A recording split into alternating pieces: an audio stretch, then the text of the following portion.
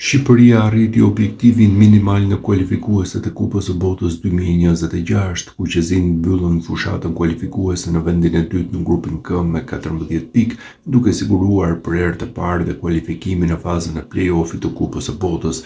Por në këto kualifikuese, futbollistët e kombëtares kanë shkëlqyer, dikush me gole asist e dikush me paraqitje, por ka edhe nga ata që kanë vrapuar pafund.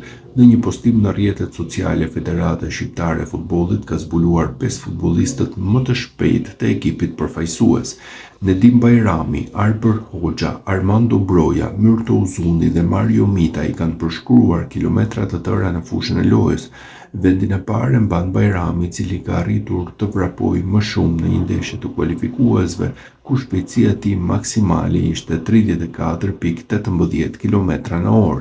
Pas tij vjen Arber Hoxha, i cili arriti një shpejtësi prej 32.98 km/h, ndërsa Armando Broja dhe Myrto Uzuni arritën shpejtësi të njëjtë prej 32.23 km/h.